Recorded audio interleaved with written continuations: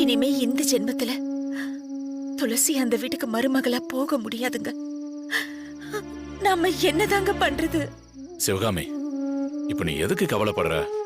நம்ம கையில என்ன இருக்கு சொல்லு. உன் அன்னை சத்தியம் வாங்கி இருக்கலாம், ஆனா அது அப்படியே நடக்கும்னு சொல்ல முடியாது. அவங்க தலையில என்ன எழுதியிருக்கோ அதானே நடக்கும். தலையில எழுதுனத சத்தியத்தால மாத்த முடியாதுமா. யார் யார் கூட சேர்த்து வைக்கணும்னு அந்த கடவுள் முடிவு பண்ணியிருப்பான். அத மனுஷங்களால மாத்த முடியுமா? பைரவி கோவத்துல உணர்ச்சி வசப்பட்டு ஏதோ பண்ணிருக்கலாம், அது அப்படியே நடந்துருமா? நீயே கொஞ்சம் யோசிச்சு பாரு. நாம பைரவிக்கு நல்லதுதான் நினைக்கிறோம். துளசி பைரவியோட பொண்ணுங்கிறதால எப்படியாவது சேர்த்து வைக்கலாம்னு நினைக்கிறோம். இதுல நம்மளோட சுயநலம் எதுவுமே கிடையாதுமா. அதனால கடவுள் நம்மளை எப்பவுமே கைவிட மாட்டாருமா. சிவகாமி, நாளைக்கு இதுதான் நடக்கும்னு என்னால உறுதியா சொல்ல முடியலமா. கடவுள் மனசு வச்சாருன்னா கண்டிப்பா அவங்கள சேர்த்து வச்சிருவாரு. அதனால நீ கவலைப்படாத சிவகாமி. இத பாரு, நல்லதே நடக்கணும் நம்பு. நானும் இது விஷயமா மாமா கிட்ட பேசுறேன், சரியா? அம்மா,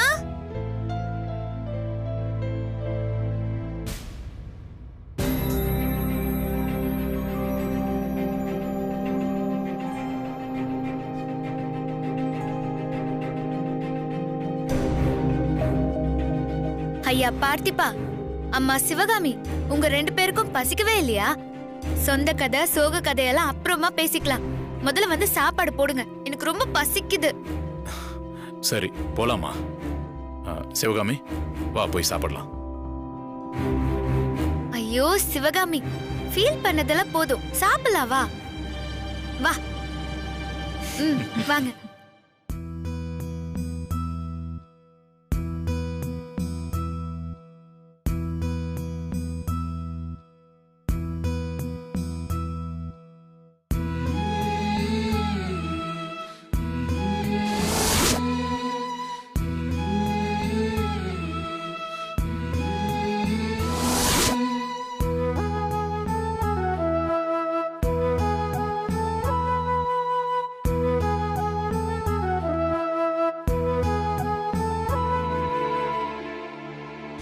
நான் ஒரு கோரிக்கை வைக்கலான்னு இருக்கேன்.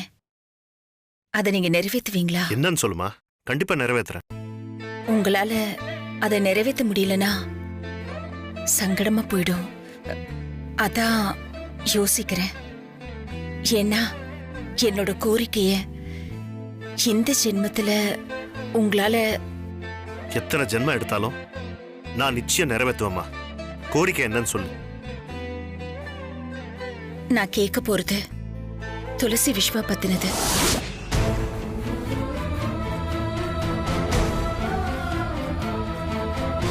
ஒரு பக்கம் சிவகாமியோட கோரிக்கை, இன்னொரு பக்கம் பைரவியோட சத்தியம். நான் யார் பக்கம் பேசுறது? இது பிள்ளைங்களோட எதிர்காலம், அவங்களோட வாழ்க்கை. இத அவங்க தான் முடிவு பண்ணணும். சத்தியத்துக்கும் கோரிக்கைக்கும் நடுவுல அவங்க வாழ்க்கை எப்படி கேள்விக்குறி ஆயிடுச்சு. இதை எப்படியா சரி பண்ணி ஆகணும்.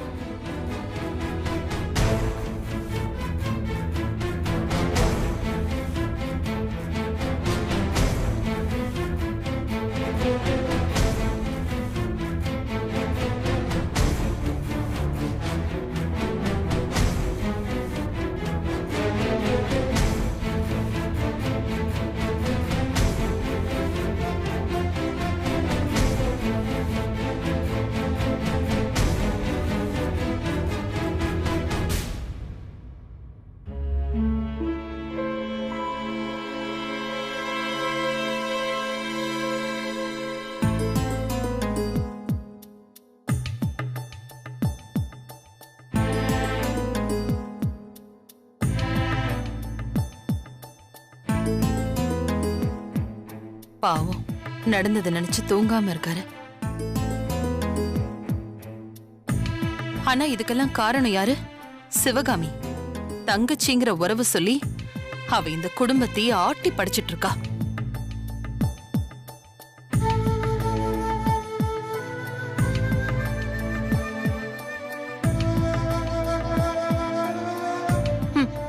தங்கச்சியோட குடும்பத்தை நினைச்சு ரொம்ப ஃபீல் பண்றாரு. அதான் தூக்கம் வரல. அவளை எப்படியாவது காப்பாத்தணும். தங்கச்சி மகளை கரை சேர்க்கணும். இந்த வீட்டுக்கு அவளை மருமகளை ஆக்கணும். அதுக்கு குறுக்கு வழி இருக்கான்னு தேடுறாரு. நீங்க என்ன வேணும்னாலும் யோசிங்க. நான் எல்லாத்துக்கும் ஒரு முற்றுப்புள்ளி வச்சுட்டேன். இனிமே நீங்க சத்தியத்தை மீறவே முடியாது.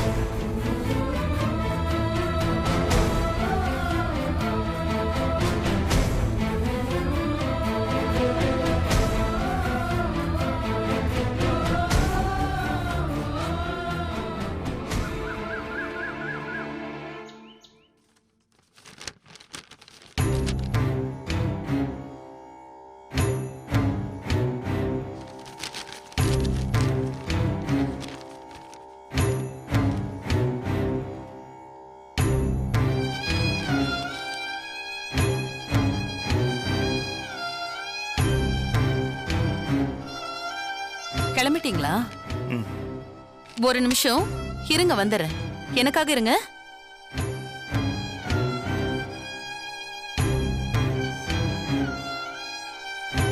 இப்படி வாங்க.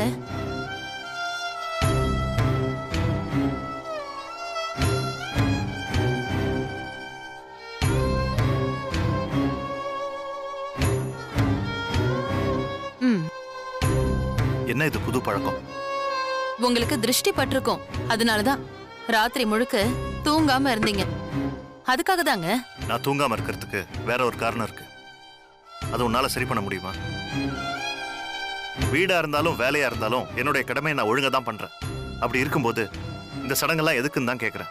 இப்ப எதுக்கு கோவப்படுறீங்க? புருஷன் வேலைக்கு கிளம்புறப்போ சாமி கிட்ட வேண்டிக்கிட்டு விபூதி வைக்கிறது தப்பா? உங்களுக்கு அங்க 1000 வேலை இருக்கும், கமிட்மெண்ட்ஸ் இருக்கும். அதெல்லாம் நல்லபடியா முடியணும்ல. பைரவி, நீங்க சாப்பிட்டீங்களா? என் மேல இருக்கிற கோவத்துல சாப்பிடாம போயிடாதீங்க. நான் சாப்பிட்டாச்சு. மனசும் நிறைஞ்சிருக்கு, வயிறும் நிறைஞ்சிருக்கு. போதுமா? உண்மைய சொல்லணும்னா நல்லா இருக்கும்னு தோணுது. சத்யவதி, சத்யவதி. ஐயா, நான் சாப்பிட்டேனா இல்லையா? சாப்பிட்டீங்க ஐயா. என்ன சாப்பிட்ட? இட்லி. எத்தனை? 4 சாப்பிட்டீங்க ஐயா. இத உங்க அம்மா கிட்ட சொல்லு. அவளுக்கு சந்தேகம் ஜாஸ்தி ஆயிடுச்சு. எனக்கா? ஆமாங்க, சந்தேகம் தான். எனக்கு பண்ணி கொடுத்த சத்தியத்தை ஞாபகத்துல வச்சிருக்கீங்களான்னு ஒரு சந்தேகம். கொடுத்த வாக்குப்படி நடந்துப்பீங்களான்னு ஒரு சந்தேகம். நான் எதையும் மறக்கல. பார்த்திபனோட டிரான்ஸ்ஃபர் விஷயம் தானே. இன்னைக்கே அந்த டிரான்ஸ்ஃபர் ஆர்டர்ல நான் சைன் பண்றேன். போதுமா? அப்படி உனக்கு நம்பிக்கை இல்லைன்னா என் கூடயே வா. அதுக்கு அவசியமே இல்லைங்க.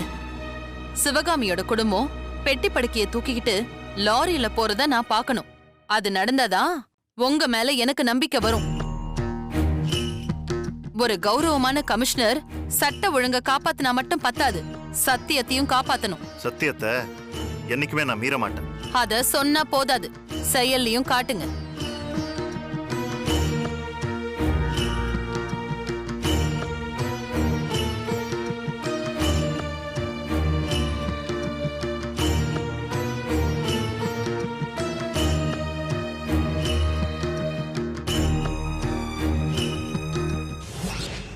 அம்மா, ஐயா கிட்ட இன்னைக்கு கரெக்டா பேசுனீங்கம்மா.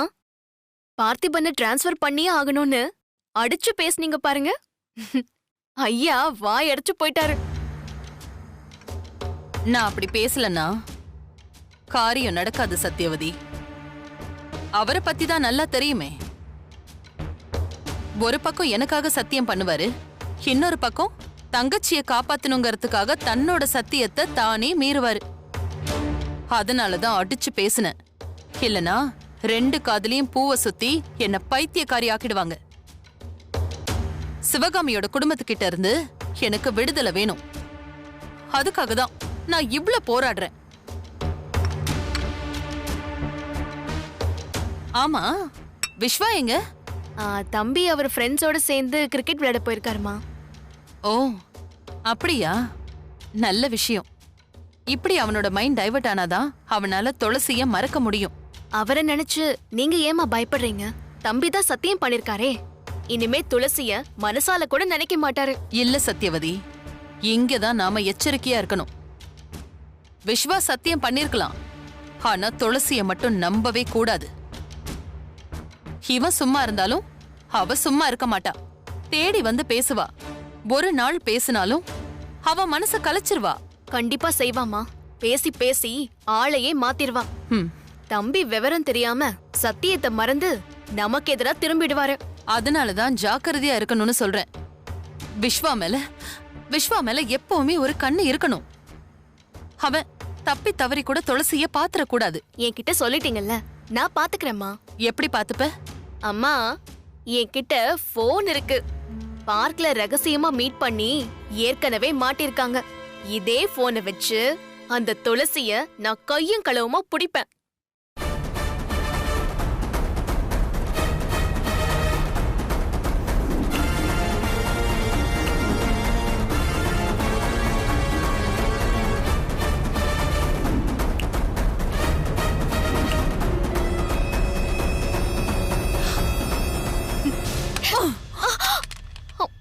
அம்மா, என்னோட போன்மா. என்னம்மா, போன் எப்படி தட்டி விட்டுட்டீங்க? நீ ஏண்டி அப்படி பண்ண? நான் என்னம்மா பண்ணேன்? போனை இப்படி அப்படி இப்படின்னு ஆட்டிட்டு இருக்க. உன்னை யாரடி அப்படி பண்ண சொன்னது? அத பாக்குறப்போ துளசி என் முகத்துக்கு நேரா சொடக்க போட்டு பேசுனது தாண்டி எனக்கு ஞாபகம் வருது. ஐயோ சாரிம்மா, நான் அந்த மாதிரி யோசிக்கல. சத்யவதி, அவ போன்ல நம்மள பத்தின வீடியோ ஆதாரம் இருக்கு. அவகிட்ட அது இருக்கிற வரைக்கும் என்னால நிம்மதியா இருக்க முடியாது. அந்த ஆதாரத்தை எப்படியாவது அழிச்சாகணும். நேரம் வரட்டுமா, அத நானே செய்றேன். சத்யவதி, நேரம் வரட்டும்னு நம்மளால காத்திருக்க முடியாது. அது தலையில தொங்குற கத்தி மாதிரி. அந்த வீடியோ மட்டும் லீக் ஆச்சுன்னா என்னோட நிலைமை என்ன ஆகுன்னு கொஞ்சம் யோசிச்சு பாரு. விஸ்வா கிட்டயும் அவர்கிட்டயும் போராடி வாங்கின சத்தியம் வீணா போயிடும் சத்யவதி. இந்த விஷயம் தெரிஞ்சதுன்னா அவ்வளவுதான். இத வச்சு என்ன காலி பண்ணிடுவாரு. அவரை விடு, ஊருக்குள்ள நம்மள பத்தி என்ன பேசுவாங்க? என்னோட கௌரவம், நிம்மதி எல்லாமே போயிடும். அம்மா, நீங்க ஏமா கவலைப்படுறீங்க? ஏதாவது ஒரு ஐடியா பண்ணி துளசி கிட்ட இருந்து போன் எடுத்துடலாம். இத உடனே செய்யணும் சத்யவதி. அவ போன்ல இருக்கிற ஆதாரத்தை எப்படியாவது டெலீட் செய்யணும். ஆனா செஞ்சது நாம தான் அவளுக்கு தெரியக்கூடாது. அதுக்கு என்ன பண்ணலாம்னு யோசி. இத நான் பாத்துக்கிறேம்மா, என்கிட்ட விட்டுடுங்க.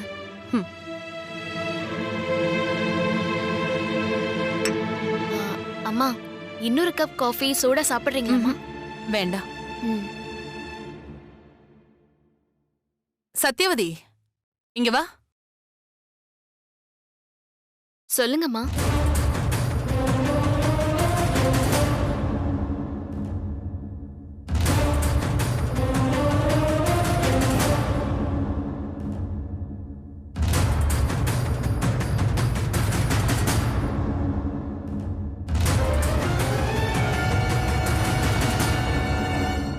என்ன புரிஞ்சுதா?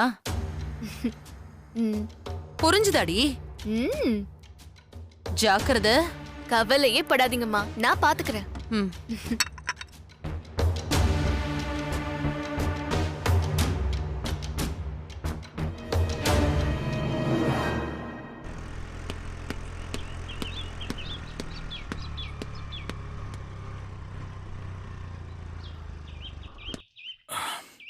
நீ கிளம்புமா.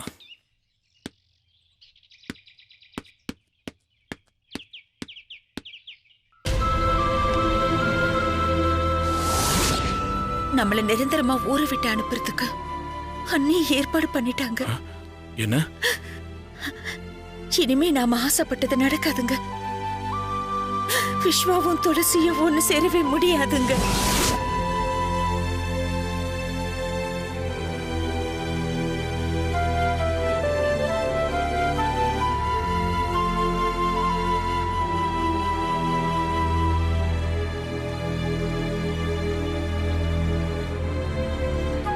அப்பா, நடந்ததெல்லாம் எனக்கும் தெரியும்பா. டிரான்ஸ்ஃபர் பண்ண போறாங்களேன்னு ரொம்ப வருத்தமா இருக்கா? அதெல்லாம் இல்லம்மா. போலீஸ் வேலையில டிரான்ஸ்ஃபர் பண்றதெல்லாம் சாதாரண விஷயம், எப்பவும் நடக்கிறதானம்மா. ஆனா நீங்க எப்பவும் போல இல்லப்பா. உங்க முகமே வாடி போயிருக்கு. அதோட இது நியாயமான டிரான்ஸ்ஃபரே இல்லப்பா. வேணும்னே பண்றாங்க. சொந்த விருப்ப வெறுப்ப மனசுல வச்சுக்கிட்டு உங்களை பலவந்தமா இங்க இருந்து அனுப்ப பாக்குறாங்க. குடும்ப பிரச்சனைக்காக உங்களை பழி வாங்குறாங்க. அத நினைச்சாதான்ப்பா கஷ்டமா இருக்கு. இந்த பைரவிக்கு மனசாட்சியே இல்லப்பா. எப்பவுமே நமக்கு பிரச்சனை தரதே ஒரு வேலையா போச்சு. நாம வேதனைப்படுறத பார்த்து அல்பத்தனமா சந்தோஷப்படுறாங்க. அதனாலதான் இப்படி ஒரு வேலைய பண்ணிருக்காங்க. துளசி, பரவாயில்ல விடுமா. நாம கஷ்டப்படுறதால பைரவிக்கு சந்தோஷம் கிடைக்குதுன்னா இந்த கஷ்டத்தை நாம தாராளமா ஏத்துக்கலாம். ஆனா அவங்களுக்கு இப்படி கிடைக்கிற சந்தோஷம் நிரந்தரம் இல்லமா. உறவுக்குள்ள பிரிவினை உண்டாகும், எதிரிகளா மாறிடுவோம். பைரவிக்கு இது புரியவே மாட்டேங்குது. அவங்களுக்கு புரியாதுப்பா. அகங்காரம் அவங்க கண்ணை மறைக்குது. மனசுல நல்ல எண்ணமே கிடையாது. அதனாலதான் சொந்தம்னு கூட பார்க்காம நமக்கு கெடுதல் நினைக்கிறாங்க. ஆனா நீங்க கவலைப்படாதீங்க. நம்ம யாருக்கும் எந்த கெடுதலும் பண்ணல. எது நடந்தாலும் அது நல்லதுக்குன்னே நினைச்சுக்கோங்க. அப்பா, நம்ம யாரையுமே எதிரியா நினைக்கல, துரோகமும் பண்ணல. மனசாட்சிக்கு நேர்மையா இருக்கும். அது அந்த கடவுளுக்கே தெரியும். உங்களை டிரான்ஸ்ஃபர் பண்ணாங்கன்னா அது நீங்க சந்தோஷமா ஏத்துக்கோங்க. கவலையே படாதீங்க. நானே டிரான்ஸ்ஃபர் கேட்டு லெட்டர் கொடுக்க போறேம்மா. இதுக்கெல்லாம் நான் கவலைப்படல. நாம நல்லதே நினைப்போம். நடக்கிறது நடக்கட்டும். சரிம்மா, டைம் ஆகுது. நீ கிளம்பு. நான் சொன்ன மாதிரி எல்லாத்தையும் செஞ்சிருங்க. அப்பா, மாமா வராரு. நான் அவர்கிட்ட பேசிட்டு போறேன்.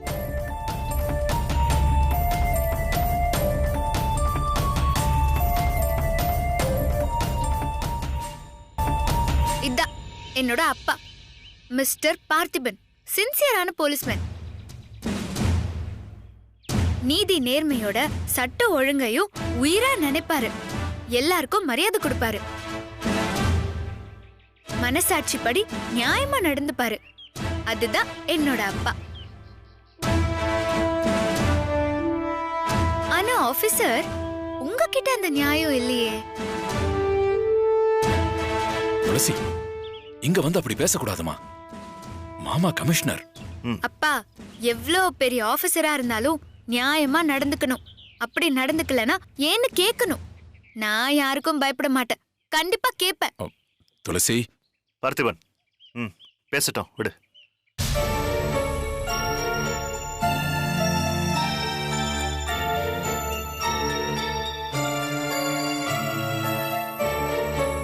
சொல்லுங்க சார். சட்ட ஒழுங்க காப்பாத்த வேண்டிய நீங்களே நியாயத்துக்கு புறம்பா நடக்கலாமா? சத்தியத்தை மீறலாமா? சத்தியத்தை நான் மீறினேனா? ஒரு ஆபீசரா நீங்க நியாயமா நடந்துக்கல. சரி, என் அப்பாவை எதுக்காக டிரான்ஸ்ஃபர் பண்றீங்க? அவர் என்ன தப்பு பண்ணாரு?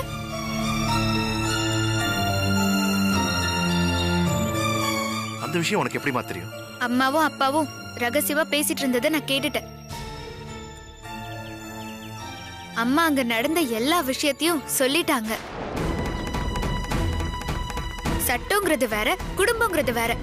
குடும்ப பிரச்சனையை மனசுல வச்சுக்கிட்டு சின்சியரா வேலை பார்க்குற ஒரு போலீஸ்மேனை வேற இடத்துக்கு டிரான்ஸ்ஃபர் பண்றது கரெக்டா? ஒரு சின்சியர் போலீஸ் ஆபீசர் இப்படிதான் நடந்துப்பாரா? உங்க முடிவு கரெக்ட்னா சொல்லுங்க.